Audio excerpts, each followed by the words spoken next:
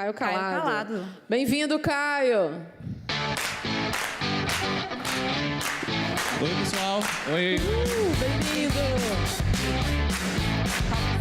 Obrigado. Obrigada a você. Oi, pessoal. Bom dia, boa tarde, boa noite. Dá oi para vocês aqui, dá oi, pessoal, que está em casa. Tem um pessoal assistindo todas as apresentações online também. E hoje eu quero conversar com vocês um assunto que é um pouco delicado e é um assunto que, infelizmente, nem sempre ela vem em tona para grandes projetos, principalmente quando se trata em projetos de software. Bem, eu acho que chatbots é um assunto interessante. Há 2 anos, toda a indústria meio que começou a falar bastante sobre isso, mas há muito tempo eles existem. Hoje eu queria compartilhar com vocês alguns aprendizados que eu tive quando eu fiz alguns testes de usabilidade nas interfaces convencionais. E a surpresa que eu tive quando eu descobri que os bots em si eles não são tão acessíveis assim. Uma coisa que eu queria compartilhar com vocês hoje é algo pessoal, uma dor real que eu sofro todas as vezes que eu vou no cinema. Quem aqui já buscou um filme, chegou lá na sala, foi comprar seu ingresso, tinha uma baita fila. E aí a gente procurou aquele totem pequeno para comprar o ingresso. Eu acho que esse é um problema muito comum que as empresas encontraram naqueles tokens, uma solução viável para tentar gerenciar um pouco mais essas filas e evitar com que tudo fique congestionado. Mas algumas pessoas, tipo eu não consigo usar direito esse tipo de interface. Eu já passei por vários tipos de situações de por que eu não consigo usar esse tipo de interface? Porque eu tenho uma leve daltonia e boa parte das vezes eu não consigo entender quais são os lugares ocupados e quais são os lugares vazios. E eu já passei por problemas desse tipo em diversas situações, até a pessoa se negar a dizer o que é que tinha, quais eram os lugares vazios e ocupados, porque ela achava que eu estava tirando onda com a cara dela. E já teve uma outra pessoa que riu da minha cara, assim, sério que tu não está vendo, cara? Tipo, desse tamanho. Eu disse, não, tipo, tudo bem, então. Vê aí qualquer um, tá bom. Mas, enfim, isso pode parecer um problema meu, pessoal, mas, na verdade, isso é um problema que afeta a humanidade como um todo. A cegueira de cor é uma capacidade da gente distinguir algumas variações de cores, e essa doença, ou essa incapacidade, ela meio que atinge cerca de 8% dos homens e 0,5% das mulheres, no mundo inteiro. E é mais ou menos isso, assim, esses pequenos detalhezinhos que eu quero conversar com vocês hoje. Às vezes a gente acha que tudo que a gente faz, ou todas as experiências que a gente está projetando, elas são 100% acessíveis e todo mundo vai conseguir usar. E quando a gente bota, de fato, para um usuário ou alguém testar ela, a gente percebe que falta a tal da acessibilidade, assim. Principalmente para as pessoas que, às vezes, não têm certa locomoção, elas não conseguem utilizar certos componentes ou, às vezes, nem conseguem falar direito. E é justamente por isso que eu quero falar com vocês hoje, assim, a acessibilidade de chatbots. Eu não sei o quão familiar vocês estão com esse assunto, mas só para dar um rápido overview, bem breve. Os chatbots em si, hoje a indústria, eles meio que estão numa penumbra. Assim. Muita gente acha que eles fazem tudo, outras pessoas dizem que eles não fazem nada. Na verdade, isso tudo, essa discussão de que eles são bons, são ruins, acontece muito mais porque existe um gap grande no alinhamento das expectativas e realidade. Os bots em si eles são uma ótima oportunidade para fazer várias coisas, mas eles também ainda não estão tão lá na frente. Assim. Tem vários desafios que a gente precisa resolver e várias coisas que a gente precisa aprender para que possa fazer com que eles possam entregar boas experiências. Isso tudo ele meio que demora para acontecer. Assim. Toda inovação tecnológica ela não simplesmente acontece. Tipo, do nada, sei lá, o iPhone se tornou o dispositivo mais importante da década, o dispositivo celular. Eu não sei se vocês lembram, se vocês já pararam para assistir o vídeo de lançamento do iPhone, especificamente. Quando o Steve Jobs ele dá a dica do que está por vir. Ele fala assim, um celular, um tocador de música, um browser. Vocês estão pegando a ideia? Tipo, todo mundo percebia que tinha uma necessidade daquele tipo de inovação. Tudo isso já estava acontecendo. A Apple só conseguiu meio que enxergar tudo isso e encaixar num dispositivo só. O iPhone em si, ele simplesmente não nasceu, ele já estava acontecendo. Alguém só deu uma repaginada e colocou tudo junto. Quando se trata dos bots, especificamente, a gente também vê o cenário das ondas. Esse aqui é um framework da Gartner. Acho que vocês já estão familiarizados com essa empresa, essa consultoria estratégica que atua no mundo inteiro. E ela sempre fala que toda nova tecnologia, ela meio que também vem em quê? Em ondas. Ela diz que todo novo dispositivo, toda nova tecnologia, ela tem um período de lançamento no qual muita gente fica interessada, todo mundo fica cheio de expectativa que isso vai revolucionar o mundo, mas aí depois a gente começa a ver que não é tão bem assim, não funciona tão daquele jeito, foi um caso de uso diferente. E durante um tempo a gente vai ter o que a gente chama de vale da desilusão, no qual é um período que as empresas não veem muito bem essa tecnologia como boa oportunidade, consolidação e adoção em massa. Só para dar um parâmetro para vocês, os drones em si, eles ainda estão de transição de consolidação para adoção. Drone. E a gente já está vendo muito drone por aí. Onde é que vocês acham que os chatbots em si estão? Foi uma pergunta meio retórica, mas a Gartner diz que eles ainda estão chegando lá nas expectativas. A China ainda vai passar por um breve período de desilusão e segure-se quem puder, quem estiver nesse mercado, que vai ser um problema muito grande. Mas, assim, mesmo eu apresentando esse cenário para vocês, mesmo eu dizendo que a gente ainda está chegando lá para um período de adoção em massa, existem várias experiências conversacionais que podem ser muito interessantes, várias experiências conversacionais que podem empoderar várias pessoas. E os bots em si, eles nada mais são do que uma interface, são uma abstração de software que permite com que as pessoas possam conversar e interagir com algum serviço através de alguma interface. Às vezes, essa interface é voz, às vezes, essa interface é texto, e às vezes, essas interfaces são as duas coisas. Por quê? Quando a interface em si ela muda, a conversa em si ela muda completamente. Uma coisa é eu apresentar para vocês uma imagem, ou um carrossel de imagem, ou um GIF no Messenger, e outra coisa é eu falar sobre essa imagem no Google Home. Como é que eu explico um carrossel? Como é que eu falo elenco, prioridades? Como é que eu explico tudo isso numa interface que não tem visual, não tem parte visual? E é justamente por isso, por achar que os bots vão fazer tudo, ou são muito simples de se fazer, que existe uma certa, sei lá, dificuldade das pessoas entenderem o quão interessante eles são. Ano passado, na UXConf BR, não foi UXConf BB, teve uma apresentação muito interessante falando sobre carros autônomos. E aí uma pessoa apresentou um vídeo falando sobre o problema que os carros autônomos em si são. Queria compartilhar esse vídeo rapidinho com vocês. Vê só.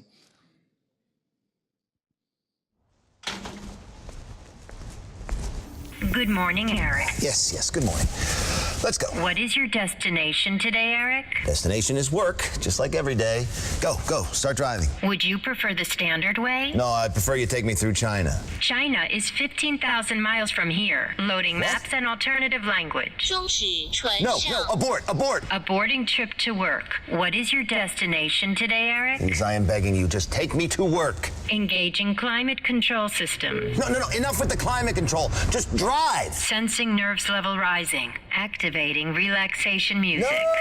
I just want to drive. It might be your last chance to drive. Alfa Romeo Giulia, עכשיו בישראל. Eric. זה שאתה נושם, לא אומר שאתה חי.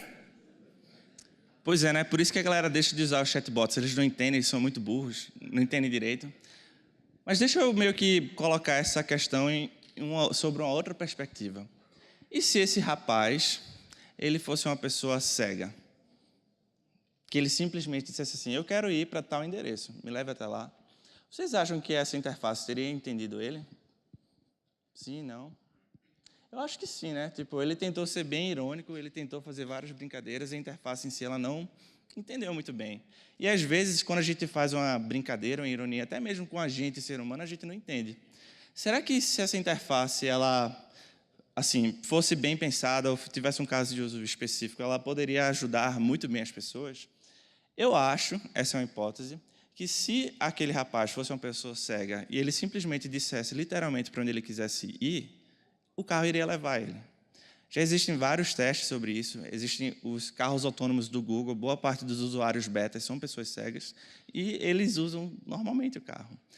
Quando a gente pensa muito em acessibilidade, tem um princípio muito interessante que é da universalidade, que é a gente conseguir projetar produtos no quais qualquer pessoa possa usar. E quando a gente pensa em produtos que são orientados à acessibilidade, a gente precisa não apenas atender todas as pessoas, mas também um grupo de pessoas específico. E aí, nesse carro, ou nessa interface conversacional, eu acho que, não sei vocês, tá? Mas tanto faz se fosse uma pessoa cega ou uma pessoa que não conseguisse mexer. Se essa pessoa simplesmente falasse, eu quero ir para tal lugar, o carro iria conseguir simplesmente obedecer. Por que eu estou falando de carro autônomo ou interface conversacional? Certa vez, eu recebi um grande desafio. Eu acho que todo mundo aqui que já fez alguma entrevista de trabalho recebeu aquele famoso desafio, né? A gente quer testar suas habilidades. E aí, para minha surpresa, o meu teste de habilidade era simplesmente desenhar uma boa experiência era desenhar um rascunho de como seria o guia de uso para um carro autônomo.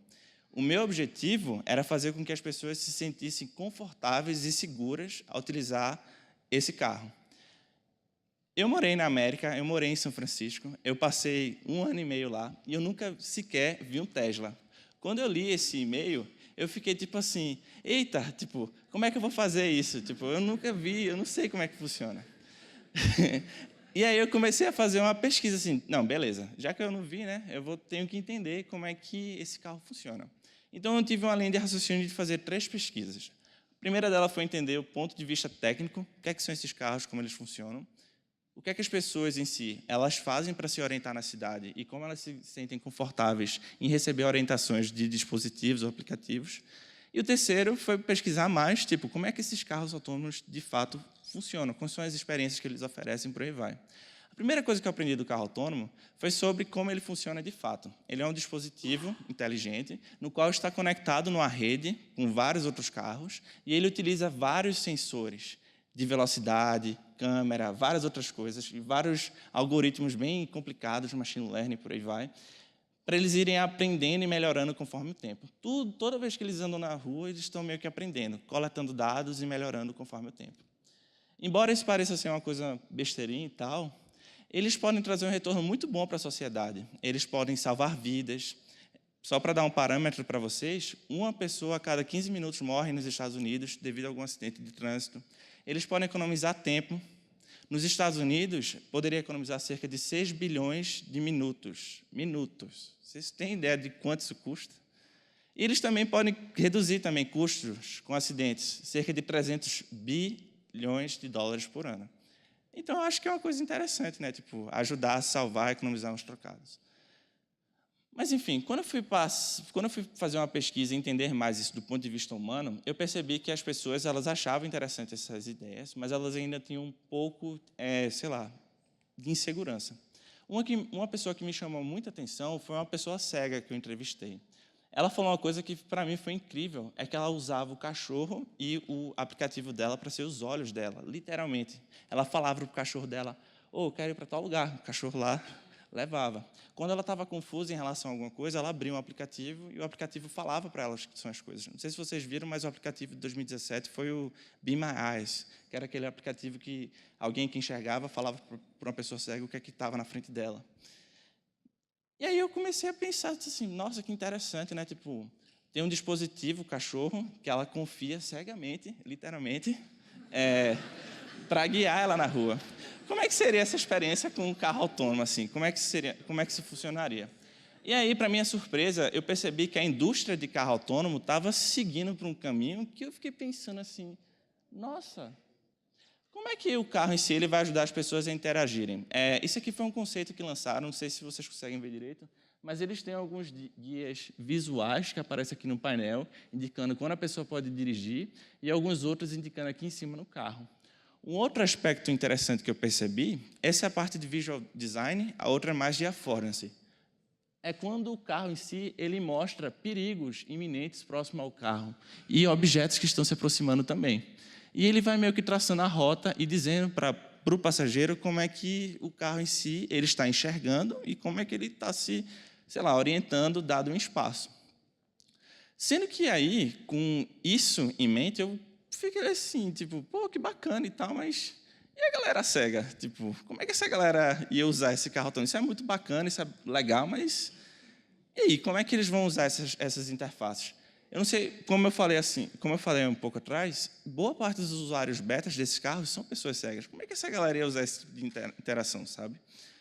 E aí, eu fiquei com isso na cabeça, eu comecei a pesquisar um pouco mais sobre acessibilidade em software, e aí eu percebi que isso é um problema da indústria. Boa parte dos projetos hoje, eles raramente são projetados com acessibilidade em mente. Isso não sou eu que estou dizendo, é um problema da indústria no mundo inteiro. E aí, eu não sei se vocês vão lembrar na minha definição de bots, porque eles também são softwares. Então, se a indústria tem esse problema e bots são softwares, os bots também devem ter esses problemas. O que eu quero mostrar para vocês aqui agora é como é que as pessoas cegas em si elas usariam uma interface conversacional e como a interface em si poderia ajudar elas. Esse aqui foi um teste que eu fiz utilizando VoiceOver, que é basicamente a Siri falando para vocês qualquer coisa que tem na sua tela que é acessível. Ela vai começar a falar já. Eu não sei se vocês já fizeram isso no celular de vocês, mas se não, vale a pena vocês testarem. É bem interessante. Accessibility. Back button. E aí eu tentei usar um bot com ela. Vejam só como foi a minha experiência. Esse aqui é um bot no Messenger qualquer. Acho que você já entende como o Messenger funciona, né? Digita mensagem de texto, envia, lê mensagem, por aí vai. Como é que um bot em si funcionaria? Get started. Button.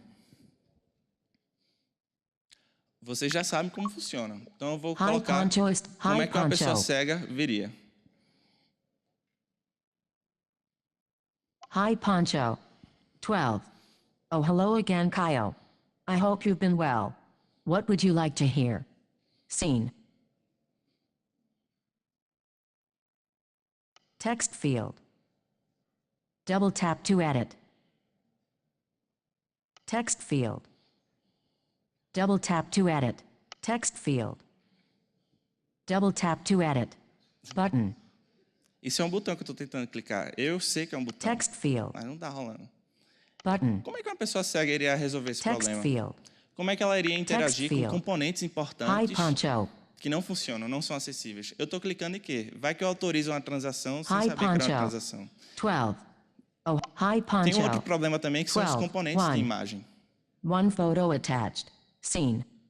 Não existe out no qual eu possa dizer o que é aquela imagem. Text field. Vários outros problemas. Eu não sei vocês, mas não demorou muito tempo para eu perceber que os bots em si eles não eram tão acessíveis assim. Esse é um problema que afeta vários outros aplicativos, Facebook, Slack, Telegram, Google, até WhatsApp, eu fiquei surpreso. E foi estranho perceber que, como assim? Tipo, os bots estão surgindo, vários componentes estão sendo apresentados e eles não estão muito bem acessíveis. Como é que a gente pode resolver esse problema?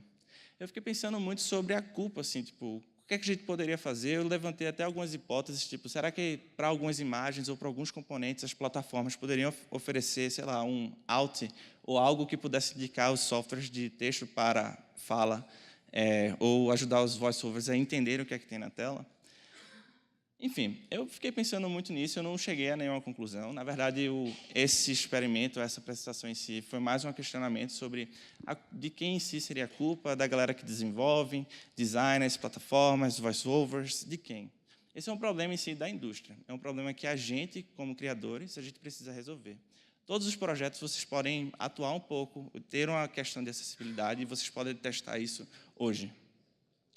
E a acessibilidade em si, conforme as interfaces em si elas forem ficando mais invisíveis, ou conforme essas interfaces foram se tornando cada vez mais presentes nas nossas vidas, é muito provável que, muito em breve, a gente vai começar a interagir com alguns serviços sem saber que eles estão lá. Eu posso dar um comando para o Google Home, ele identifica que eu vou fazer uma transação bancária. Eu posso fazer várias outras coisas só meio que falando por alto, e ele meio que entendeu o que eu estou falando. E as interfaces conversacionais em si, eles também são algumas indústrias que é uma indústria que meio que está em alta. Daqui a alguns anos, muito provavelmente, você vai poder conversar literalmente com o seu banco. Tem até um banco aí que se chama Bia, não sei se vocês já brincaram com ele, mas não conversa muito. E é muito provável, sei lá, daqui a alguns anos a gente vai estar conversando com todos os bancos em alguma interface conversacional. Mas quando a gente pensa mesmo em acessibilidade ou universalidade, os softwares em si eles podem impactar em várias outras sociedades ou vários outros aspectos. Tem esse caso aqui de um cara que tentou enviar uma foto para um site governamental e o site meio que não permitiu, porque supostamente ele estava com os olhos fechados. Não rolou. Isso é um problema de não universalidade causada pelo software. Como é que a gente resolve diversidade nos times? Tem um outro caso também de um cara tentar usar uma pia e não rolar, porque a pia não identificava a cor de pele dele. Vê aí, que bizarro. E aí vem uma pessoa Black branca. hand, nothing. Larry, go. É, gente, não é sério não. Não é Black só os hand, bots que sofrem com isso. nothing. Larry, go. Mas se eu tivesse uma mensagem final para passar para vocês na minha palestra, é justamente esse depoimento aqui. Eu recebi uma carta de um engenheiro de software da Alexa, ou de uma skill para Alexa do The Guardian, e ele me mandou essa mensagem aqui. Uma pessoa quadraplégica falou que a Amazon Echo, que é uma interface convencional, literalmente mudou a vida dela. A pessoa não podia abrir um jornal por mais de 10 anos, e agora ela pode. Quando a gente pensa muito em acessibilidade para, sei lá, projetos, a gente está pensando muito mais em... Acabou.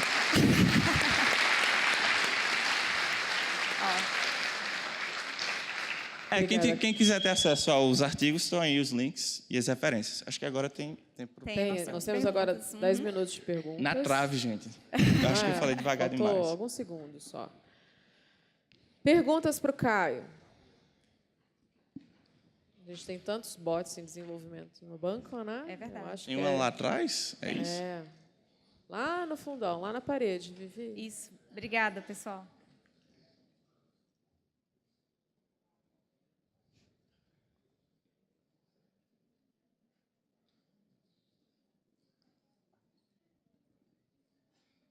O Everton, Banco do Brasil. Lá. É uma provocação. Claro. Na sua opinião, como conciliar MVP com acessibilidade? Precisamos botar rápido, precisamos testar e vamos parar para ver a acessibilidade. Eu sei que precisamos e a pergunta é provocativa mesmo. Legal. Obrigado pela pergunta, Everton. Muito legal. Eu acho que MVP em si, ele vem do princípio de produto mínimo viável. Às vezes, quando a gente está fazendo um produto, ele tem o interesse de atingir um público específico. Se esse público específico precisar, ou sua majoritária for de pessoas que precisam de alguma assistência, eu acho que o MVP ele precisa ter esse cunho. Se não, eu preciso apenas meio que focar no caso de uso e validar a ideia, não o produto. Uma vez que eu valido a ideia, o conceito, está tudo certo, eu preciso desenvolver ele. E aí a acessibilidade vai entrar nessa linha de desenvolvimento. A não ser que eu vou fazer um MVP, eu percebo que o público desse MVP, 70% dele, são pessoas que precisam de alguma assistência. Obviamente que o MVP ele precisa obedecer certos critérios de acessibilidade. Então, eu acho que às vezes a gente confunde em MVP, solução, problema. Às vezes a gente quer fazer um MVP, pensar muito na solução e esquece do problema, assim. E a gente não valida muito bem o problema e quando vai projetar a solução sai toda errada. Então, independente do MVP com acessibilidade ou não, acho que vem uma pesquisa antes, sabe? Qual é o problema, quem é o público, e a partir daí a gente começa a montar aquele sabe a pirâmide, o exemplo que sempre tem, a gente monta aquela pequena linha, só para validar o conceito. E quando entrar na linha de desenvolvimento, aí pode entrar ou não a parte de acessibilidade. Mas só reforçando, se o público desse possível produto tiver a necessidade de acessibilidade, seu MVP, obviamente, precisa atender esses critérios. Por aí vai. Tem uma aqui, Caio? Aqui. Duas. Tudo bem? Oi. Eu sou Leonardo, Banco do Brasil também. Você foi enfático em relação a questões latentes de acessibilidade nos aplicativos, principalmente em relação a componentes, e deixou isso apresentou isso como um problema da indústria, né? Até um questionamento para a gente. Primeiro, eu quero saber, entendi que esse questionamento ainda não está respondido. Se você já encontrou algum caminho que pode ajudar a chegar a essa resposta, e, em segundo lugar, se já encontrou algum estudo comparativo de avaliação de acessibilidade entre as interfaces disponíveis? Boa. Acho que essa é uma pergunta mista. Primeiro é sobre estudo. Vou começar por aí, tá? Sobre estudo de acessibilidade para interfaces conversacionais, existe uma linha de pesquisa, mas não para os bots que existem hoje. Os bots em si, as interfaces conversacionais, elas existem desde a década de 60. Então, muita gente já brincou alguma coisa com ele. O problema é que o momento computacional e a ubiquidade da computação, a gente está vivendo, está muito diferente. Que nem os slides que apresentaram aqui antes, 78% das transações do banco são feitas em algum canal digital. Que louco, né? Tem até um vídeo dos Portas do Fundo, que alguém entra no banco, a galera, o cliente entrando aqui e tal, e diz, não, está chovendo. Enfim, vocês já viram esse vídeo dos Portas dos Fundos? Enfim, procurem aí que vocês vão ver. Estudos. Para a acessibilidade de chatbots de hoje, para o mercado que a gente está vivendo hoje, não tem. Inclusive, eu conversei com alguns pesquisadores. Eu disse assim, olha, não tem e tem uma oportunidade de pesquisa. Precisa que mais pessoas, sei lá, falem sobre esse assunto. Mas eu posso falar para vocês um outcome que teve desse artigo. Em menos de 6 horas, chegou no Slack, um APM do Slack entrou em contato comigo. Em 12 horas chegou no Google. E em um dia, mais ou menos, chegou no Facebook. No artigo, eu falo que essas empresas que eu citei têm times dedicados para acessibilidade, mas por ser um produto, por ser plataformas muito grandes, às vezes tem alguns gaps nesse sentido.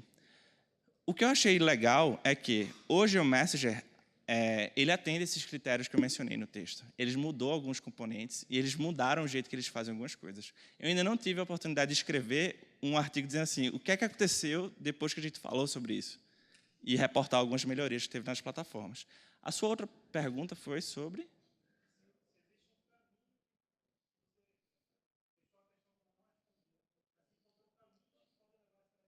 Então, os caminhos que a gente pode levar essa resposta é que nem o amigo falou aqui. A gente tem que conversar com as pessoas, validar a ideia e ver se está dando certo ou não. Como o software é algo escalável, no momento que eu coloco algo que é escalável e não atende todo mundo, talvez eu deixe um público de fora de um dado segmento. A melhor maneira de resolver isso é testar rápido e iterar rápido, e meio que tentar resolver. Para grandes empresas, quando for lançar um MVP, uma vez que valida no MVP, você tem que ver qual é o critério mínimo para atender o maior público presente. E aí, iterando sobre isso e evoluindo. Componentes de UI, eu acho que já dei uma dica do que é que eu acho que pode ser feito. Criar outs, ou meios, no qual o serviço pode dizer o que é que está sendo apresentado na tela. E um que faz muito bem é o Google Assistant. Ele fala, existem ações disponíveis, são essas aqui, e por aí vai.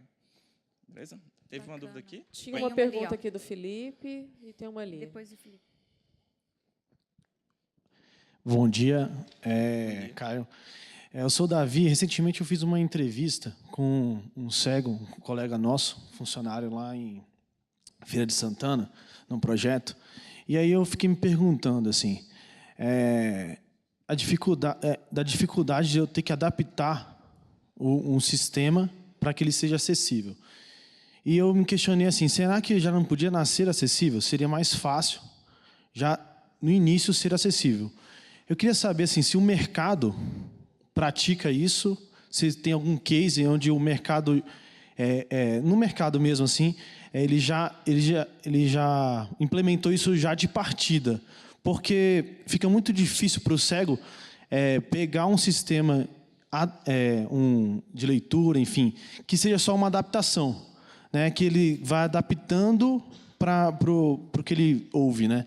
Então, eu queria saber se você tem, se existem cases, e se você já participou de algum projeto onde, mesmo que seja só 8%, 5% do público, eles escolheram fazer isso já de partida. Tá, só para deixar claro, o fato de um público ser menor não quer dizer que ele é menos importante. Vamos começar por aí. Boa parte dos serviços hoje, seja web ou real, às vezes a gente não tem um certo público, não é porque esse público não existe, é porque muitas das vezes eles não conseguem nem sequer chegar lá. A gente vê isso em vários exemplos na nossa sociedade. Quando foi a última vez que você viu um cadeirante pegando um ônibus? Foi uma experiência ok?